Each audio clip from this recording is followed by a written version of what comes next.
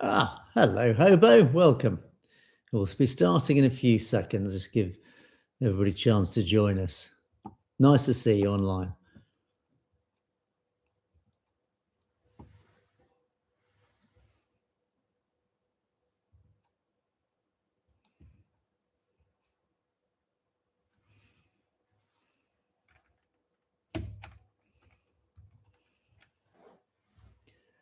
Right, give it another 10 seconds and then we'll kick off.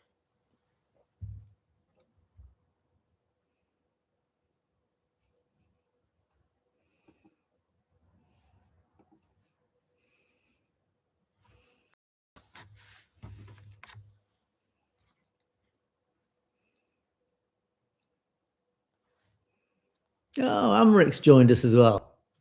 Hello, Amric G. Nice to see you online as well. Khalistan Zindabad. Great. What a great way to start the show. Let's start the show with the Khalistan Zindabad. Indeed. Hello and welcome back to Perspectives. On today's show, for a new week, a seismic political earthquake in New Delhi as mass student-led protests forced the immediate resignation of India's education minister. While the realities on the ground at Jantar Mantar expose media spin and deep ideological fractures. We'll listen more in a moment. And we examine the state's dual track tactics, the Indian state that is, weaponizing AI deepfakes online, while security forces are deliberately removing their name badges on the pavements to evade legal accountability. Is this a throwback to more sinister times? And an extraordinary Ministry of Home Affairs order blocks state police from interrogating gangster Amnol Bishnoi. Is this yet another sinister tactic by the Indian deep state to deliberately protect its transnational proxy networks? And across Punjab, grassroots Panthic reassertion takes centre stage to the Miri Piri Khalsa March. And unyielding evidence of more extrajudicial, is a hard word to say, judicial murders are brought to light from the Punjab disappeared team in Amritsar. And sadly, over in Australia, you guys down under, the global diaspora gathers in collective grief following a devastating fire at that Gurdwara Dashmesh Darbar in Adelaide. So all this and more on today's show. And of course, at the end of the show, we'll take a look at loads of great comments. So do stay tuned for that. Hello, I'm Amvir as well. You've joined us as well. Nice to see you online. Great to see you guys online. Do drop some comments as I speak. And of course, as I deliver today's show, I'll do my best to drop into the online comments as you speak. So be patient. I might get to you. You never know. But anyway, of course, at the end of the show, I'll take a look at more of the actual previous comments from earlier shows. So do stay tuned for that. Right. And I do have to apologize. One of my lights is playing up. You'll notice that this light is flickering on and off, which is a bit of a nuisance and a bit of a pain. But anyway, just bear with me on that one. So it probably needs just a short, sharp wrap to get it working again. Anyway, let's start. And some pretty serious stuff going on. Yeah, I want to begin with actually interesting. This is an interesting development for those of you who've obviously been following the news over the last couple of days. It's a major, I suppose you could call it, political earthquake in New Delhi. Of course, this is the flashpoint that has fundamentally shaken the Indian central government, and it's forced a cabinet-level resignation. Indeed, they got what they wanted. It has exposed this intricate, high volatile mechanics of mass protest in modern India. So let me kick off, and I'll just show you some video actually, just whilst I'm talking to you, so you can see sort of a bit of the coverage of the protests that occurred over the last few days. I think this was it might have been a mixture of ANI and other sort of mainstream news coverage. But anyway, so of course, for the past, several weeks actually, we've been obviously closely tracking the convergence of these three major overlapping protest movements across northern India. There is, of course, that ongoing struggle of the farmers.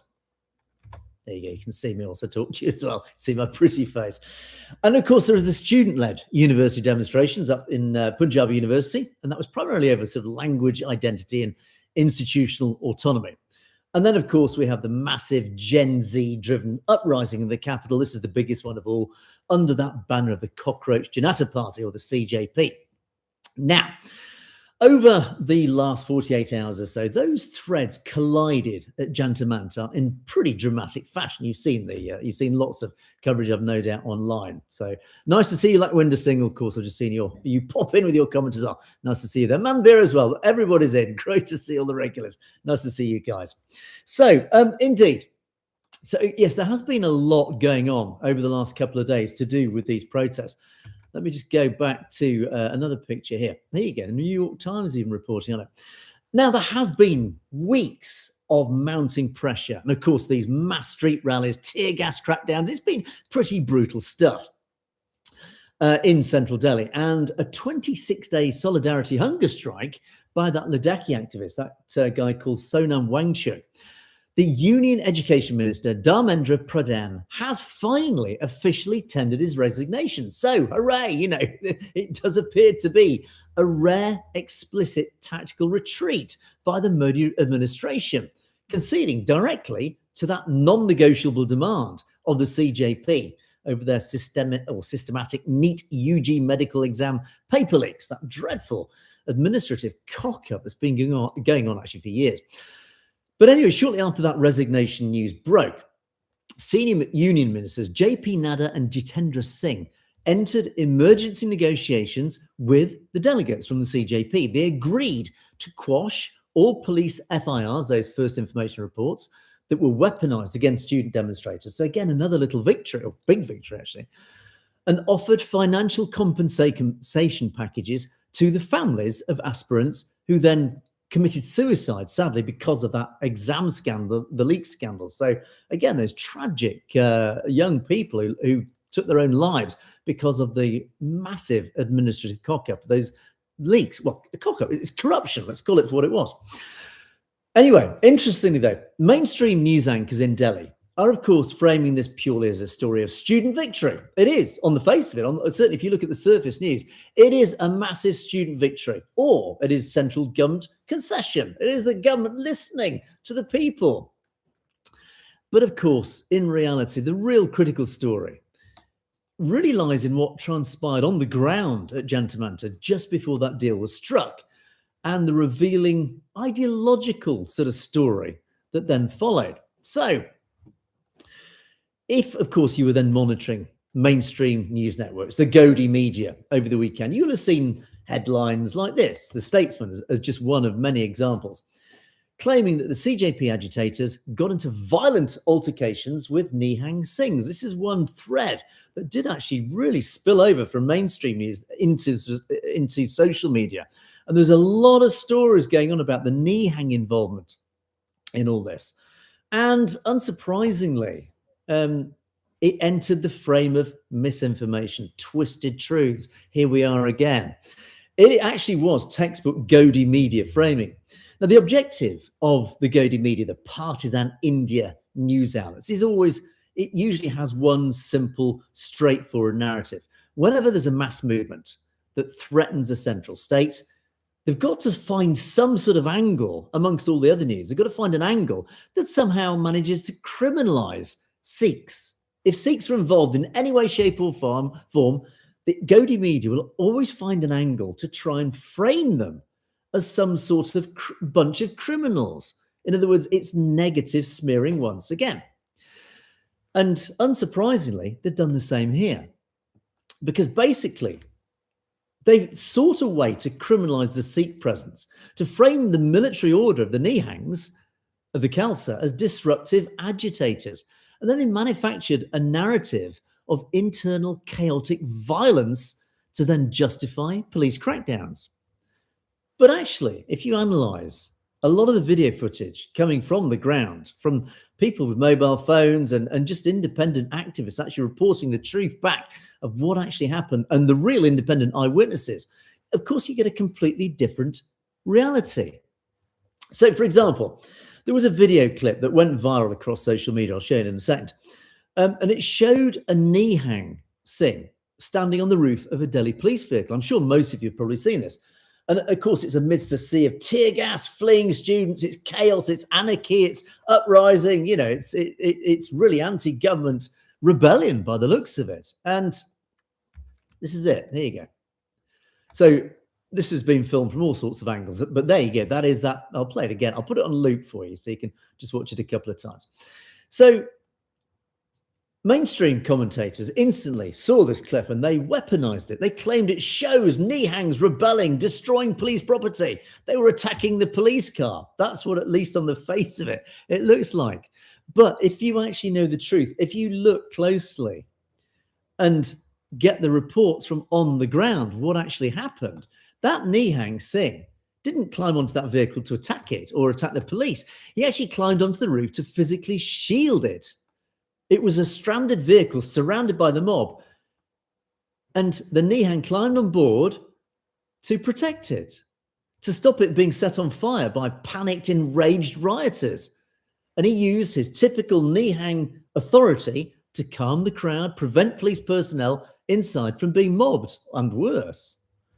So, in reality, press footage that covered this at Jantamantar, senior, and in fact, subsequent press footage, senior Nihang leaders actually made their mandate, the reason why they were there, explicitly clear to news reporters. They actually stood and were interviewed. And I'll just play in the background again. Let me play you this video.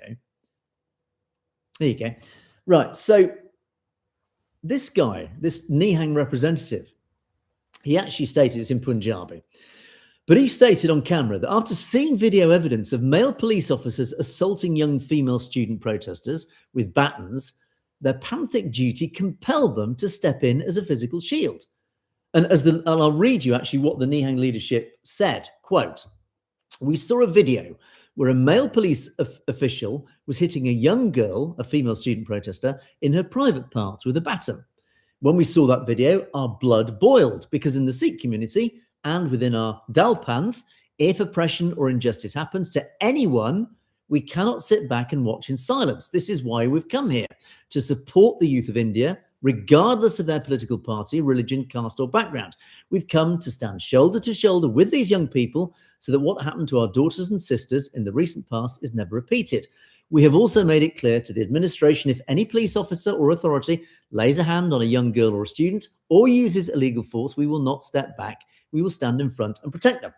So basically, and that is in addition to other statements from Nihang saying we will protect all parties in this protest, including the police, to ensure it is a peaceful protest, that nobody gets hurt, that the protesters are seen, they are heard, the police are seen, and obviously their authority respected, but there is no violence. So the Nihang stepped in with their presence, their gravitas, to say, look, protest by all means, but keep it peaceful. And the police, you don't wade in with your lathi sticks, with your wooden batons. You don't beat up protesters.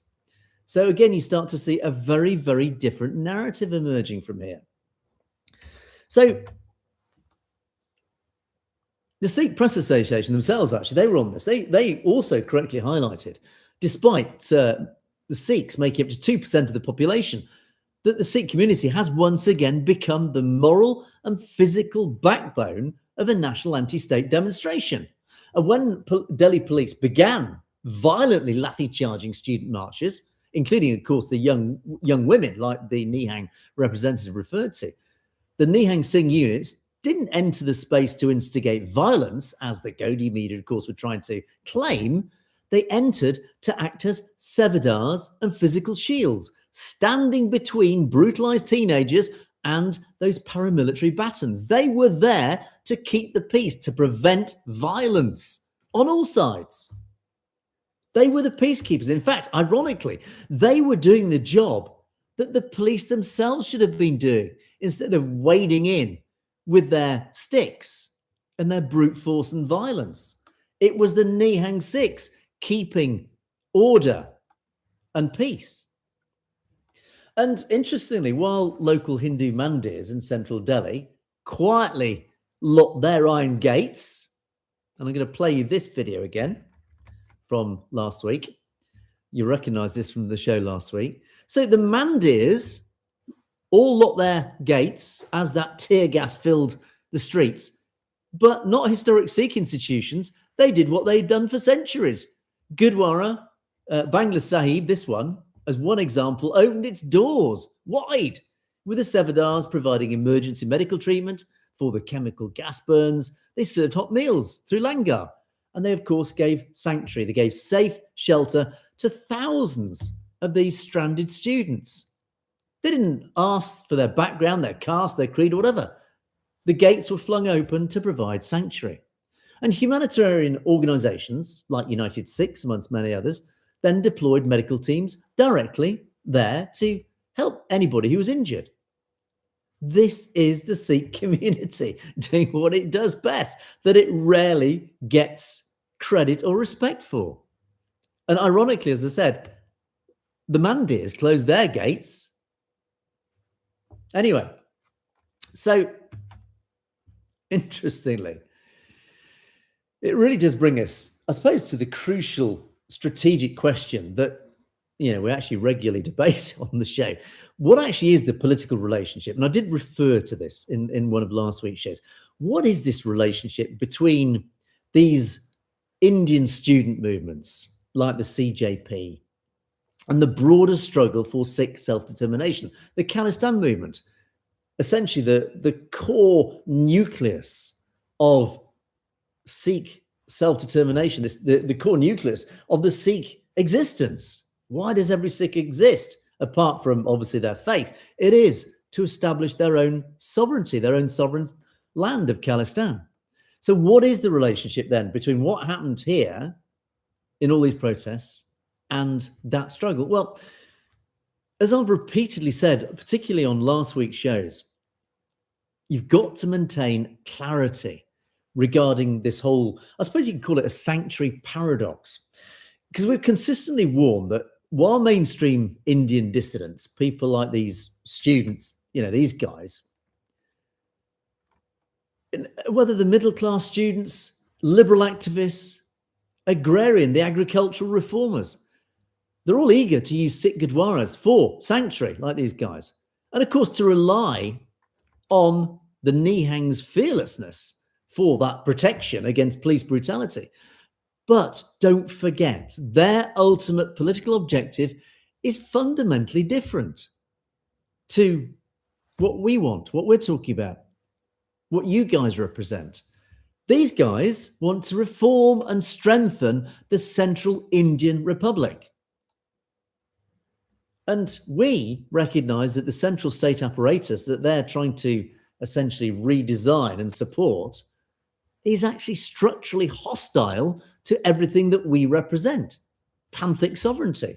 So let's not forget that. It is extremely important. And unsurprisingly, Sikhs of Justice were on this, because that exact premise was actually proven undeniably, really, over the last 48 hours in what Sikhs for Justice highlighted. And following initial social media announcement that SFJ made, suggesting financial and organisational backing for the CJP, the cockroaches, Sikhs for Justice officially halted its funding and logistical support for the CJP. Why? Because as CJP leadership engaged in those high-level talks with Modi's cabinet, CJP spokespersons issued explicit public statements reaffirming their absolute allegiance to the integrity of the Indian state. So they very clearly and very formally distanced themselves from any structural dissolution, breakup of the Indian Republic or any self-determination movements. They couldn't be more clear about it. So don't forget this when we support the CJP. And SFJ's decision to cut ties confirms basically what we've argued all along, that the moment a mainstream Indian reform movement like the CJP gets its immediate tactical demands met, in this case, a minister's resignation, the quashing of the FIRs, the exam policy tweaks, whatever, they immediately align straight back with that central state apparatus. They go straight back to supporting the Indian state. In other words, their alignment with Sikhs, the Khalistan movement, was temporary. It was convenient. But of course, we're back to situation normal again. So all those young people there who were enjoying sanctuary They've forgotten about us now. They've forgotten about you guys. They've forgotten about the Gurdwara, the Sikhs. So ultimately, Sikhs must never mistake temporary tactical alignment during protests like this as any genuine ideological solidarity with Khalistan. Of course it doesn't. The CJP was fighting to make the Indian education system function better for Indian citizens. What we're fighting for is civilizational survival, human rights, sovereign territorial dignity. It's a very, very different fight. It just only temporarily happened to combine or align. So as the peace descends onto Jantar Mantar and Dharmendra Pradhan steps into political isolation, now he's resigned, the lesson for the community, the Sikh community, it just couldn't be clearer. The community will always provide langar. It will always shield the oppressed from police brutality, but political destiny of the Sikh people cannot be hitched, aligned with, or handed to reformist movements like the CJP, because their ultimate loyalty belongs to the very state that oppresses the Sikh people. So it's a lesson learned, and Sikhs for Justice, sadly, learnt that themselves. Now, as a final note on that, just as a sort of a sidebar on that, however, it is interesting. I always talk about catalytic events. So in fact, sometimes it is quite useful to align with situations and events like this, because it is protests like this that can actually escalate into something much, much bigger, as we've seen around the world. And literally regimes have fallen. Bangladesh, a prime example last year. Regimes have fallen when people take to the streets, and it reaches that critical mass when the government, and actually it reaches a critical mass, and it's usually, I think is it 3.5% or 2.5%? 2.5% of the population take to the streets. That is the critical moment upon which the police and the army change sides and start supporting the protesters. They realize, we're on the losing side here. That's when the tipping point is reached. They change sides, and then the regime is toppled. So it is only in those situations, actually, it can be pragmatic and useful to align or even promote situations like this. But never, ever forget the fundamental lesson that these people are not pushing your agenda. They've got their own agenda. It just happens to temporarily align. In other words, they use the Sikh community, but there's no reason that the Sikh community can't also use them. Anyway, let's move on, because related to this story, dirty tricks. Unsurprisingly, dirty tricks were employed by the police. I want to report on this because whilst those street clashes in Jantar Mantar dominated international screens, news outlets all around the world, actually, over the weekend, there was an equally dangerous conflict going on behind the scenes in the digital world, online. And of course, in the tactical playbook of the Indian state security apparatus. Here we go again. Surprise, surprise. Now, as these mass demonstrations swelled across central Delhi, intelligence agencies and state police forces deployed a dual-track strategy designed to suppress the uprising. They know, they've been here before. They know how to suppress these sorts of protests. They've got all sorts of tactics in their armory, and they always roll them out when things start to get a little bit hairy. So anyway, on one side, there was a coordinated weaponization of artificial intelligence disinformation. But on the other, there was interesting, the police started to remove their identification badges. Clearly, it was an order sent out to all the forces out on the streets, battling the protesters, to remove your identification badges. Interestingly, a grim revival of historical security force dirty tricks. Now, let's start. There's two sides to the story. So we'll start with the disinformation side. So Over the past 2 or 3 days, 72 hours or so, social media across India and indeed the diaspora has been flooded with all sorts of the usual manipulated video clips regarding the protests. It's always very hard to get the truth and corroborate the truth because misinformation, disinformation, AI doctored videos are always poured into social media by the IT cells. And interestingly, there was one high-profile instance. It was an AI doctored deepfake video, and it emerged purporting to show senior union ministers making threatening, inflammatory remarks against student protesters. Now, at the same time, equally fabricated clips circulated claiming that entire platoons of uniformed armed forces and police officers were defecting and then joining CJP marchers. Now, the official state response was very quick. The Press Information Bureau, the fact-check unit, and senior ministers rushed out there and said, look, these are deep fakes. They are malicious fabrications, which, of course, many of them were. And they filed all sorts of FIRs, formal police FIRs, those first information reports, and immediately attributed the campaign to Pakistani propaganda networks. So if we take a look at the strategic sort of story behind this, what's going on. Whenever the Indian state faces genuine grassroots civilian unrest, and it doesn't matter if it's the farmers, the students, or even regional rights movements, it doesn't matter who, the security apparatus of the Indian state always goes back to a familiar methodology. It's old playbook. It brings out the playbook, says, right, here's chapter 1, this is what we'll do, chapter 2, this is the next one, chapter 3. They just have this whole playbook that they roll out of methodology to tackle any sorts of democratic protest. And this is one of them. Instantly framing AI disinformation as a foreign-backed conspiracy, or, as usual, Pakistani psyop from Pakistan. New Delhi is achieving 2 tactical goals by doing this. Firstly, it delegitimizes the actual genuine domestic grievances of the students. So it undermines their genuine grievances. And it transforms a simple domestic crisis over actual state corruption into a national security threat. It's Pakistan interfering.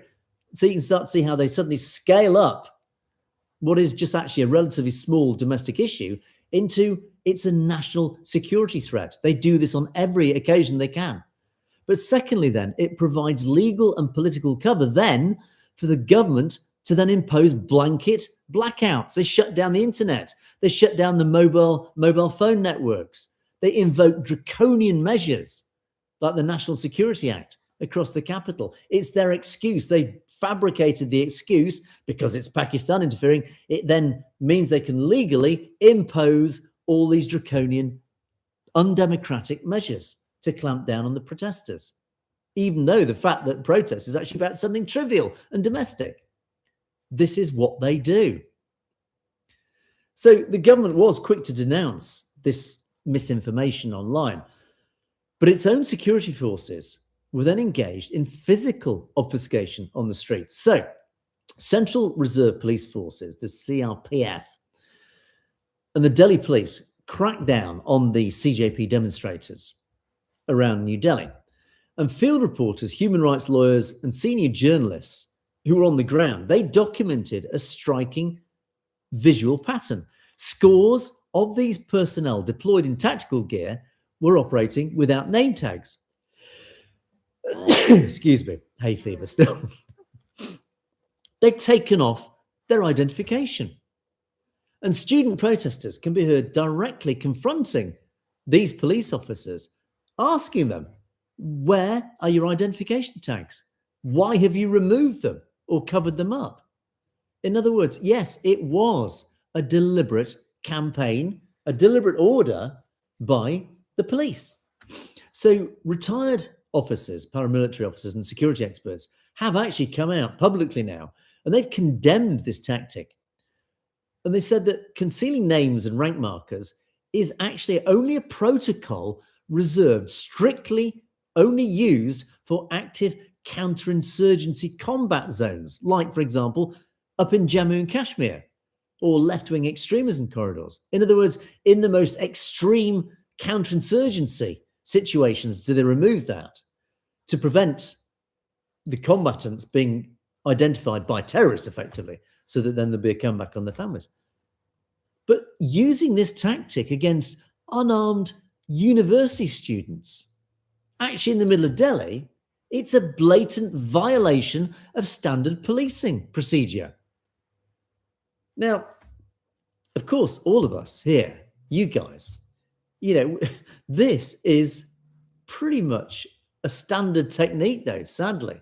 It is a textbook security force technique perfected during the brutal counterinsurgency operations in Punjab in the 1980s and 1990s. Again, it's a hark back to those old terrible days when basically anything went. There was no rule of law, and it's slipping back into those sorts of tactics because it creates a climate of total impunity. There is no accountability. There is no comeback. If an officer inflicts violence on a protester, custodial violence, in other words, violence so bad it would normally get that officer arrested and imprisoned, if they use illegal baton charges, or, as was actually being reported, assaulting female protesters in the most inappropriate ways, then of course that victim has no legal mechanism to identify the perpetrator in court. Okay, describe your attacker. Well, he wore a police uniform. That's it. They can't actually identify the individual who should have normally had a name and rank badge on their uniform. So there is no accountability, no justice, no legal comeback. And they know this. So what we're witnessing in New Delhi is a dangerous convergence.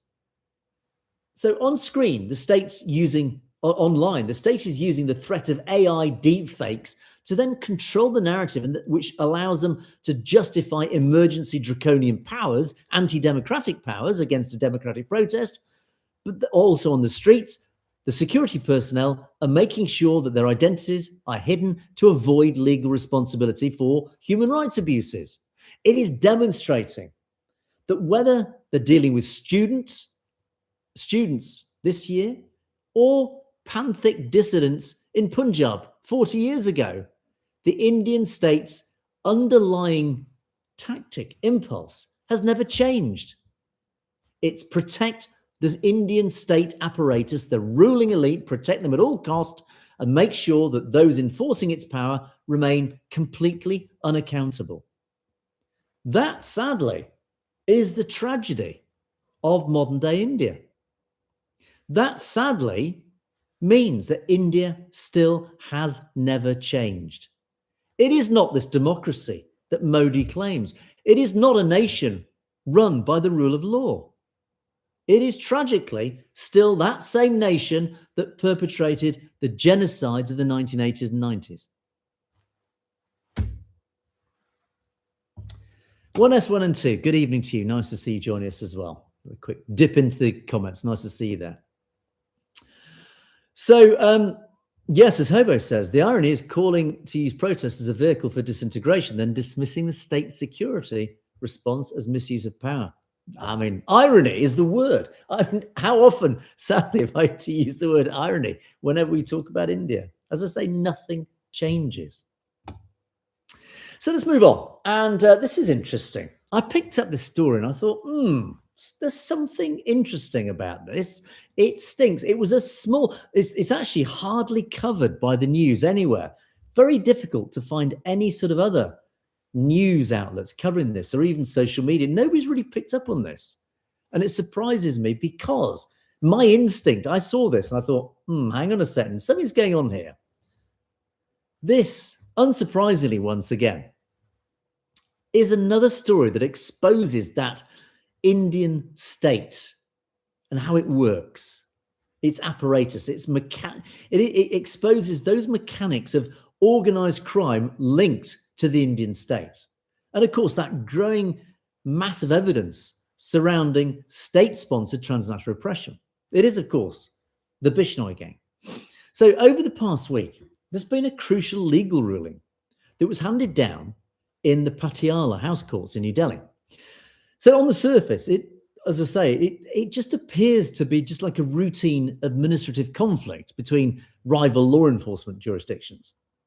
But as I say, I saw this and I thought, there is nothing ever straightforward when it comes to the Bishnoi gang or any legal things, for want of a better description. Basically, anything that involves the Bishnoi gang, there's usually a story, even if they try and cover it up as some sort of legal technicality. Of course, if you examine the specific Ministry of Home Affairs orders cited in that small little legal administrative judgment that was cited in the judge's chambers, it does actually reveal a structural layer of Indian government immunity protecting one of the most violent proxy networks in modern South Asia. This is the actual report that I saw, ANI News. Again, just a very anonymous looking news story. It was quite hard to find. To be honest, I only found it by accident. But I want to give you the legal facts and then we can talk about it. So a special national investigation agency, the NIA court, presided over by the additional sessions judge Parashant Sharma, formally declined a petition filed by the Mumbai police. Now, the Mumbai crime branch had sent senior investigators to Delhi trying to get physical custody of Anmol Bishnoi. He's the younger brother and actually a key operational commander for Lawrence Bishnoi, for the Bishnoi gang. Now, Mumbai authorities wanted to get hold of Anmol Bishnoi to interrogate him in connection with his direct role as a primary conspirator in a very high-profile assassination in October 2024 of a former Maharashtra cabinet minister, a guy called Baba Siddique. However, this special NIA court blocked that transfer, and they cited an official directive issued directly by the Union Ministry of Home Affairs, headed by our old friend, Home Minister Amit Shah. So again, you can start to see why our antennae start to pick up. Hang on, this is not all that it seems, because something has ensured that Amit Shah himself has intervened in a funny little legal request by the Mumbai police. Why would the Union Ministry of Home Affairs interfere in a seemingly legal technicality? Because the court was instructed directly by the Union Ministry of Home Affairs, basically Amit Shah, under Section 268 of the Code of Criminal Procedure.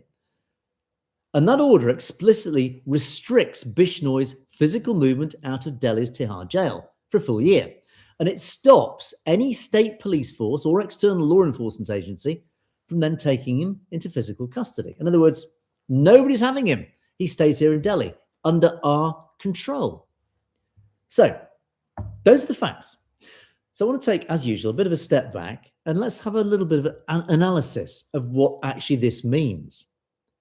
So now this is not factual, this is interpretation, but I think it's a fairly safe bet based on what we know and what we know of how the Indian state operates, particularly Amit Shah, Mr. Modi's best buddy.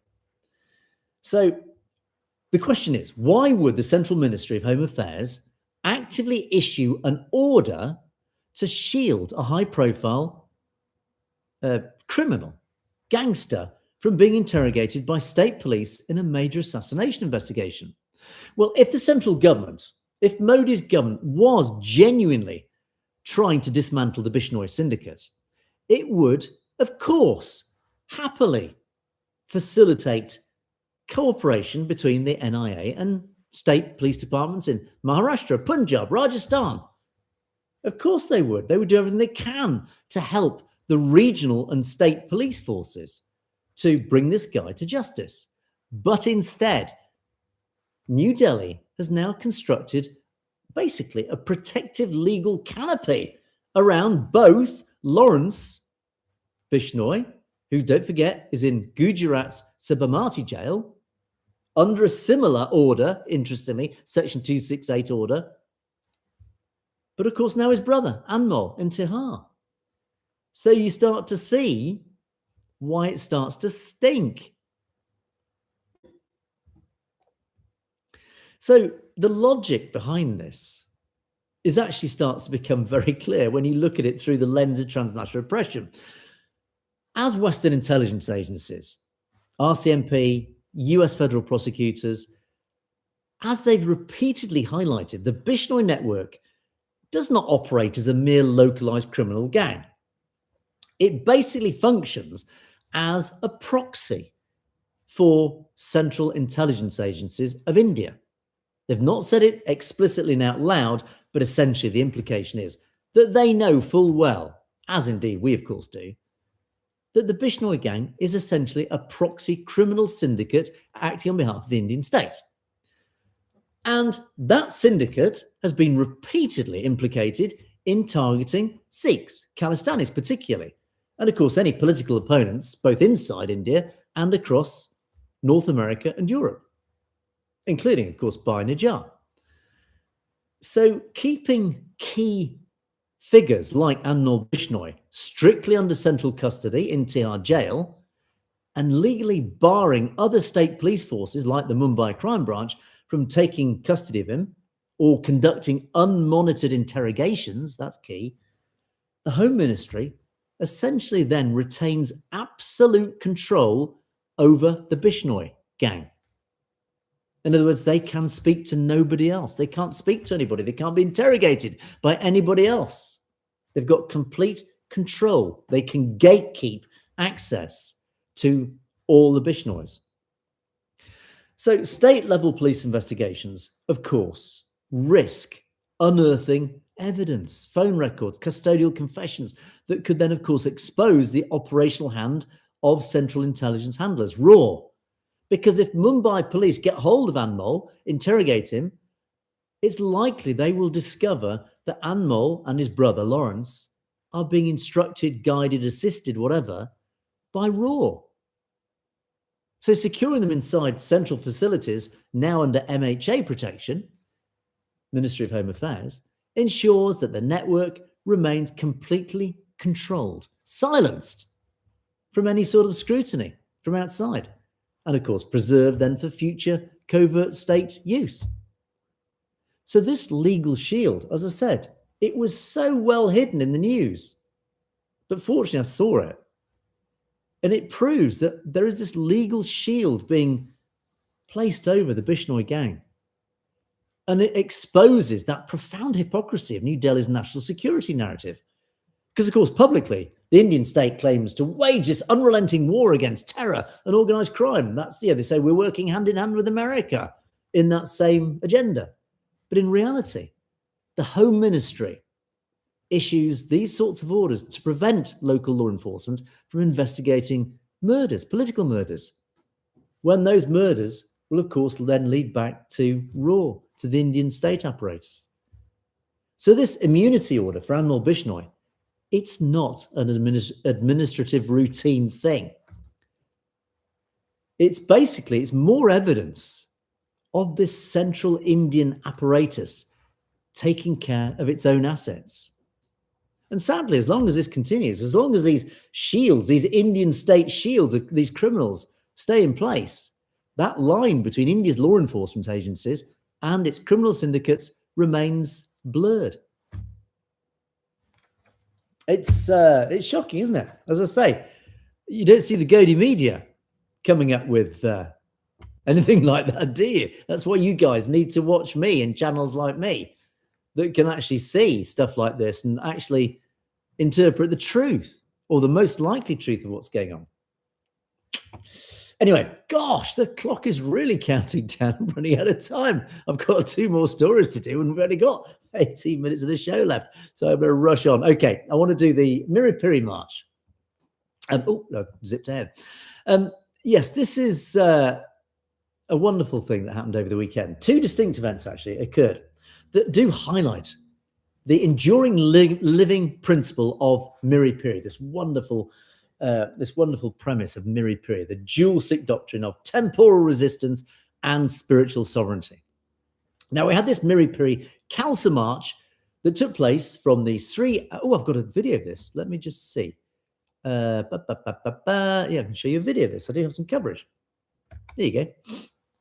this is some live coverage. It was live streamed, so I hope they don't mind. I borrowed a little bit of live coverage. In fact, let me just remove me just to give credit to these guys. Mr. Singh Production. Thank you, Mr. Singh Production. I hope you don't mind. I just showed just a couple of minutes of this for you guys. Yeah, so this was the Miri Piri Khalsa March. It started at the Sri Akal Takht Sahib, and you can watch just a short selection of it. But secondly, there was also a really important press conference that happened at the Amritsar Press Club. And it was hosted by the Punjab Disappeared Team, the PDAP, which of course then brought fresh evidence of decade-spanning violence during the 1980s and 1990s. Again, post-Satluj film. They brought even more evidence to the fore. But first, I want to just look at this march. Now, organised under the direct patronage of Akal Takht Sahib, this march started from Amritsar and it headed towards the Takht Sri Damdana Sahib in Talwandi Sabo.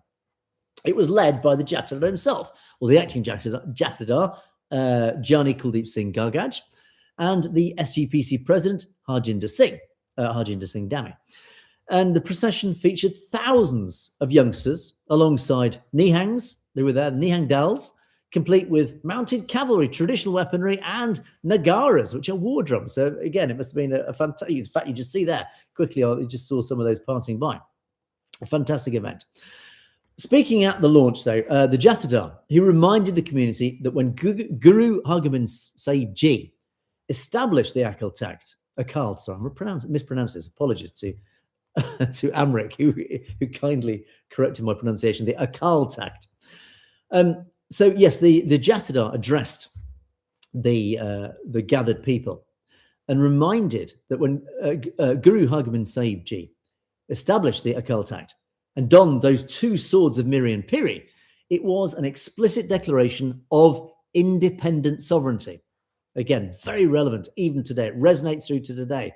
It signaled that a Sikh must embody both spiritual devotion and the willingness to stand firmly against state tyranny. I mean, what a relevant message today, as relevant today as it was back when the Akal Takht was actually originally established. Because, of course, in the present context, where you've got central authorities doing their absolute best to dilute Panthic institutions and erase the Sikh identity, particularly in Punjab, this march serves as a clear display of internal unity and institutional authority. So it's good to see. And then also at the same time in Amritsar, Satnam Singh and the legal research team from the Punjab Documentation and Advocacy Project, PDAP, they held an urgent press briefing. And the briefing obviously came directly on the heels of that, of the film Satluj, which we talked a lot about. And of course, Satluj, the film, reminds the world of the awful murders, the mass murders, the extrajudicial murders that occurred during the 1980s and 1990s. And of course, that film was then banned. And so the PDAP brought more raw, unassailable facts to the press conference. It basically reminded those who gathered there of the evidence that is existing out there of, again, further mass murders, further genocides. I call it a genocide. To me, in my mind, it's a genocide. But basically, they presented 2 decades of forensic research. They detailed records of thousands of secret cremations in the same way that Bhai Jaswant Singh Kalra did. Unidentified bodies, enforced disappearances carried out by those Punjab police. And so, of course, the convergence of these 2 events, sorry, I didn't actually show you that. Let me show you that as well. So the convergence of this press conference and this is really symbolic. It's really deeply symbolic because the Indian state believed that banning that film, Satluj, it could somehow censor the memories of the 80s and 90s and what happened. But of course, human rights advocacy doesn't depend on streaming platforms or cinema releases. And as Jaswant Singh Kalra famously proved, the paper trail of cremations, firewood receipts, that forensic evidence, the family testimonies, they provide irrefutable proof and truth. You cannot remove that from the world. So this Miri Piri is operating in real time. The Miri Piri March, this march, represents the physical institutional assertion of Sikh sovereignty out there on the streets of Punjab. And the work of PDAP represents at the same time the intellectual and moral duty to then hold an oppressive state accountable for human rights abuses. So again, you can see, you've got the guys on the streets there, taking to the streets. You've got the guys at the press conference presenting the forensic evidence required to prove what actually happened. These are the efforts, these multilateral efforts that will one day bring the goal, firstly, of justice, but secondly, the goal of Khalistan. This is essentially sovereignty being asserted by the Sikh community in lots and lots of different ways. And in this case, through the premise of Miri Puri. Right, finally, we've only got, 11 minutes, and I want to quickly cover this terrible instance of, sadly, you guys down under. Yeah, a Gurdwara burnt down over the last couple of days in Adelaide. It is, of course, a very sad development. It happened, I think, overnight in Virginia, just north of Adelaide in South Australia. It was a terrible fire that just totally destroyed the Gurdwara Dashmesh Darbar. And of course, unsurprisingly, it sent shockwaves through the whole, well, firstly, obviously through the Australian Sikh community, but of course, through diaspora, because everybody feels their pain. I'll show you some video of this as well. And in fact, I just got another, I got it too late. I just got a little bit more video footage. I haven't had time to, unfortunately, upload it here to the studio. But they quickly see how bad that fire was. Terrible. Totally burnt it down. And the facts that we know, emergency services. Oh, hi, Sikh Jedi. Nice to see you join us. Just a quick hello there. Yeah, what we do know is that the emergency services were alerted just after 9:40 local time on Sunday evening last night, following reports of heavy smoke and flames billowing from the temple complex on Old Port Wakefield Road. And the County Fire Service, the CFS, supported by the Metropolitan Fire Service, then sent 60 firefighters, 20 fire appliances, so it's huge this, to try and combat the inferno. And yeah, sadly, they reported that the blaze originated near the Langar Hall kitchen area, approximately an hour after the conclusion of the Sunday evening Diwan. And sadly, fueled by refrigeration panels and gas cylinders, the fire then spread rapidly throughout the whole building, causing all sorts of internal explosions. And sadly, again, due to local water supply challenges, emergency crews fought the blaze for over 4 hours. They did finally bring it under control, but sadly, they couldn't save the building. There was one individual apparently resting inside at the time, and he was fortunately safely evacuated without any injury. But the loss was total. The building totally lost. They reckon total financial loss over $1 million. So again, it's tragic. And the roof, apparently the main prayer hall, this is one of the worst bits of news, the roof collapsed directly onto the Palki Sahib. That is, I understand, that sort of canopy that protects the Guru Granth Sahib Ji. So sadly, they are trying to carefully clear debris to try and at least retrieve and salvage the sarups of these Sri Guru Granth Sahib Ji. But we don't actually know how much of it has been saved, if any. So again, very, very bad news. And the Akal Takht Sahib Jethedar has also made an express statement. He's expressed his grief over the destruction of the Gurdwara. He's called on the global Sangat to hold the local community in their prayers. So I'm passing on that message. But yeah, sadly, it is deeply sad. The Gurdwara president, a guy called Bakshish Singh, they said, look, whilst the physical structure, the loss of sacred scriptures does cause immense emotional pain, the bricks and mortar can and will be rebuilt. So in other words, the message is don't despair. You know, it's just bricks and mortar. You know, thank heavens that, you know, no lives are lost. So yeah, prayers and thoughts with you guys, and remain in Chardi Kala and rebuild, I think, is the message. Right, on that sad note, let's move on to our comments. Thank you to you guys. Loads of comments have come in, as usual. Much appreciated. Thanks for all your support. The first comment, though, I have to say, this was Gurmit Singh. I actually couldn't understand a word of this. It was gone to great pains to produce this message. I cannot understand what it means. And I wanted to share it to say, look, thank you for the effort. I can't actually work out if it's actually a Critics Corner message, because there's a little bit of negativity in there, but I don't know who it's directed at, because it's broken English, broken Punjabi. And I don't know if you guys can make any sense of it. I couldn't, sadly. But anyway, but thank you, Gurmit, for your hugely long comment. I just couldn't quite understand the point you were trying to make.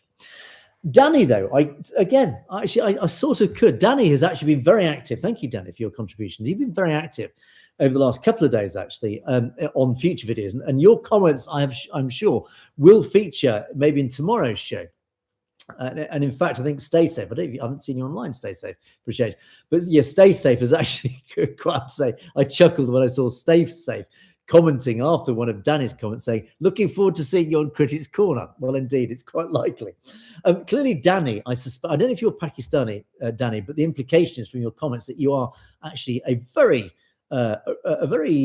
proud nationalist Pakistani, because all your comments do refer to your pride of Pakistan. You're quite dismissive of the Balochi situation and the Balochi independence movement, but you're also quite critical and quite scathing, I would say, and the word is maybe even disdainful of the Sikh community and the Khalistan movement, because, again, just to paraphrase, I think a lot of what you said in a lot of your comments is that you actually dismiss the Sikh community as not being cohesive enough, of not being strategic enough in the Khalistan movement, as opposed to the Pakistan situation. Pakistan exists as a country, I think, in your mind, because it had a very clear agenda, very clear strategy of being a united country where every individual, all obviously primarily Muslims, I assume you're a Muslim from your comments, correct me if I'm wrong, but you're saying there is a very stark contrast between Pakistanis and Pakistan nationalism and Sikh nationalism, because you say that Sikhs are just, well, actually, I think one of your comments was that Sikhs only care about, can I see it? Is it in this comment? You talk, Sikhs are only interested in gold. Oh, there it is, titles and gold. I don't think that is really a fair representation of the Sikh community. I think it's absolute nonsense, to be perfectly honest. But as I say, that is your interpretation. So it's interesting then, because I always do like to look at it from other people's perspectives. And your perspective is basically the Sikhs will never get Khalistan because you're going about it wrong. That's interesting. And we don't have really time to analyze many of your comments because you didn't go into a lot of depth about it. But what I would say in response is actually the Sikh community is very cohesive. It is very united. But one of its weaknesses, and I will acknowledge this, watch my podcast with Dr. Grower last Friday where we talked about this. One of the weaknesses, and this isn't a weakness of character, it is a weakness of demographics. Sikhs are widespread. They're widespread across the diaspora. They are even widespread in Punjab. They're widespread across India. If Punjab was, for example, 95% Sikh, then it is likely that Punjab would find it a lot easier to declare independence. I acknowledge that. It's not. Sikhs are, in fact, a much lower percentage of Punjab, which does essentially give it a weakness. That is the sad truth, and I do acknowledge that. But that is not deliberate. That is actually more a sign of the fact that Sikhs are more prone to travel, to establish themselves all around the world, to actually build communities all around the world, successful communities, which is what they've done. Now, Pakistanis have done the same. I'll acknowledge that as well. But I don't think your criticisms of the Sikh community are valid or justified, I have to say. But thank you for your thoughts on that. It's interesting. Do let me know your thoughts, guys. Who else have we got? Oh, sorry, I've got my mouse on the wrong one. There we go. Right, Kuldip. Hello, Kuldip. Nice to see you again. Yes, you talk about the Sikhs around the world since 1947. India's found it very hard to try and hide the fact that it is actually an undemocratic nation. It is true, and we've often talked about your point here. India pretends to be a democratic nation, but actually it's not. It really is not, as we've provided sufficient evidence over years to prove that fact. But one day the West might wake up to that fact. But interestingly, you do also point to the fact that the Indian-speaking channel is obviously not a threat to India as much as the English-speaking, like myself, and indeed Callum. Hello, Callum. I don't know if Callum watches the show. I don't think he's too busy doing his own show. But yes, there are, I have to say, an increasing number of English-speaking shows that are talking about Khalistan, which in itself is another incremental step towards victory. The more people talk about and acknowledge Khalistan, the more chance it's going to happen. Now, you do say you're a bit worried about Callum, because Callum, according to you, hasn't broadcast since his last Khalistan video.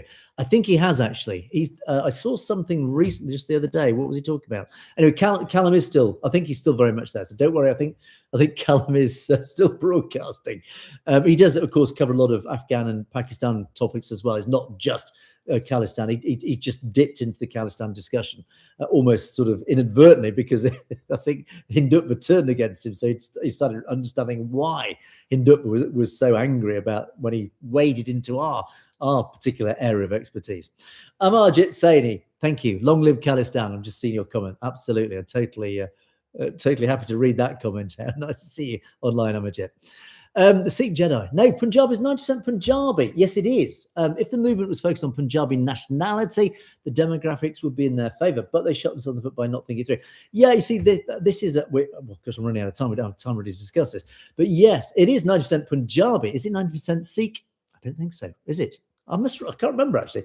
I think it's a lot less than that. But yes, maybe they should say, look, we are Punjabis, whether you're Hindu, Sikh, even Christian. It doesn't matter. We are Punjabis. That's the argument. And this is why the Khalistan premise is so attractive to Hindus as well. So look, we will have a nation that is genuinely democratic, that will look after you as a Hindu equally as we look after the Sikhs. It is not a Sikh theocracy, etc. So anyway.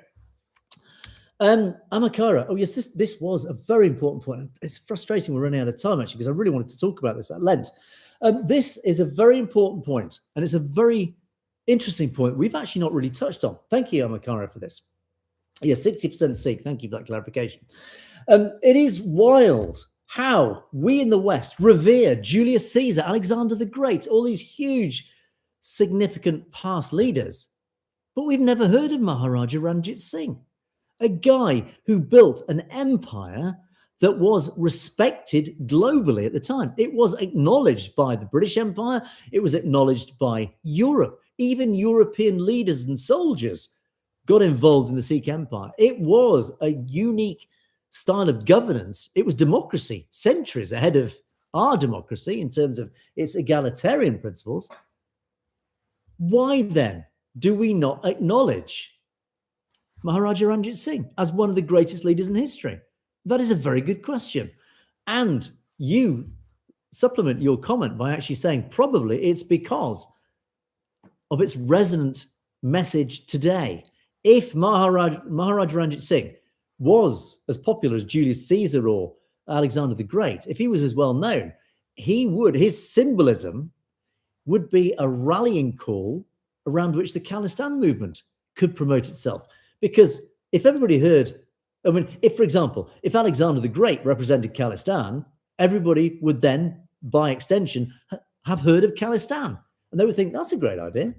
So they deliberately, and of course I blame the British as much as anybody else here, the British establishment, they deliberately reduced the knowledge of Maharaja Ranjit Singh.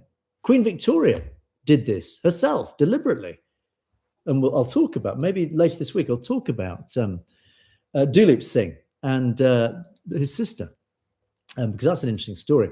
But yeah, it's a really good point. It's a shame to say we're running out of time now. We don't have time to sort of go at length about this, but I'll try again. I'll do more about this in a future show.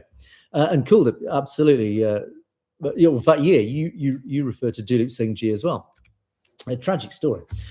B Singh, I'm not quite sure the point here. Sikh should pay more attention towards its goal and watch the surroundings, if any fake friends. I wasn't quite sure about the AK-47 reference. Obviously, there's a weapon. But yeah, in other words, Sikhs, we've got to focus. All of us, the community, and all of us aligned with the community, need to focus on one single goal, Khalistan. Because the more we focus on it, the more it's actually going to happen.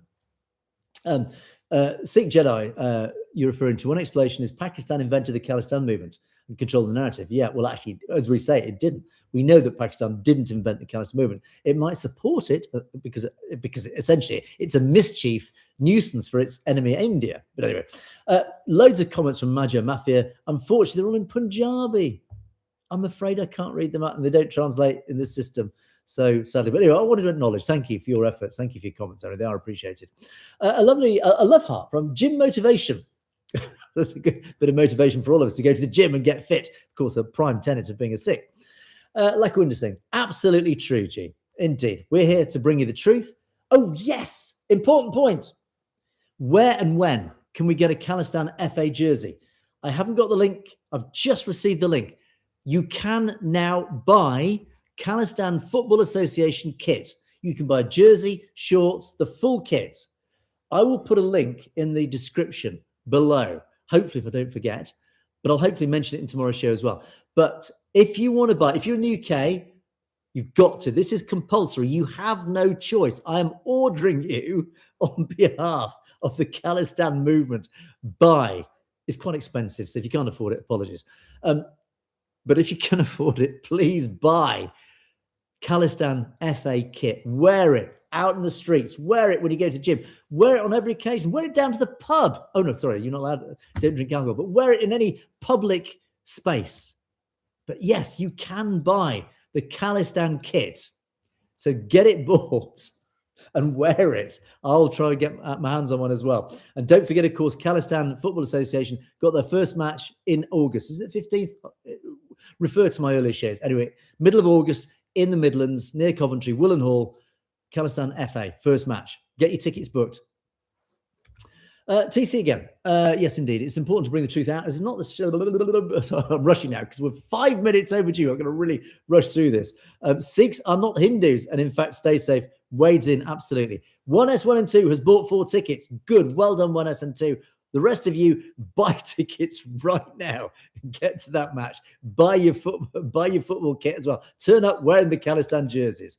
Softy muffins. Lots of, as I call them, the ice cream cones. Thank you for that. Softy muffins back again. Punjab government is planning new ration cards for 7 million Biharis. I need to research that and find out what's going on there. That's a big story potentially. Punjab, the first. Oh yes, this story about this comment about flags. Yes, indeed, this is about how the Hindus actually arguably started already integrating and influencing the Sikh empire. Now, the big question there is, was it an agenda? Was it Hindus deliberately trying to infiltrate and influence? Good question. But anyway, their existence is very clearly visible on the flags of the Sikh empire, particularly the Saka Khalsa flag. Oh, he's got the kirpan, the dal, the qatar, and the colour is surmai, charcoal, and lal. Thank you, Punjab, for that.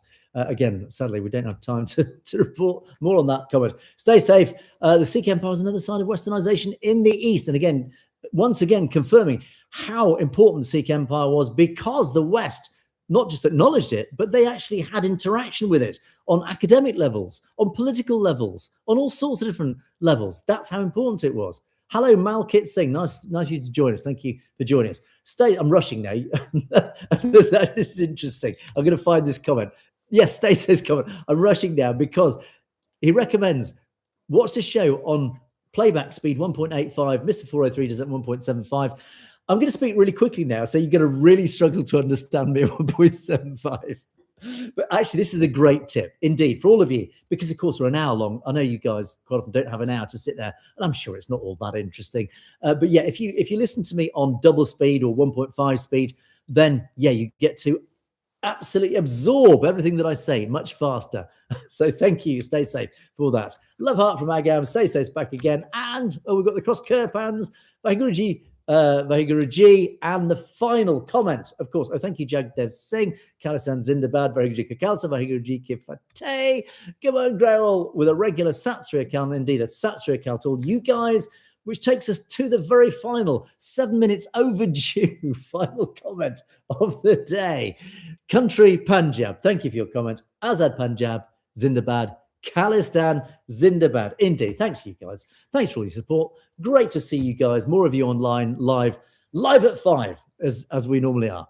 Thank you for the comments. Do keep your comments coming. Much appreciated. Don't forget to comment after the show has been uploaded as well, because that also helps me with these sorts of comments as well that we can talk about But also much appreciated when you guys can dip in live. It's great to see you guys live as well. It's nice to know I'm talking to people in reality out there as well. But that's it for another day. We must wrap up because we are so overdue over time today. It's been a big show today, but much appreciated. Thanks for all your support. Live at 5 again tomorrow, 5 p.m. UK time. Be great to see you guys again. Message me, message@satellotv.com if there's anything you'd like me to know.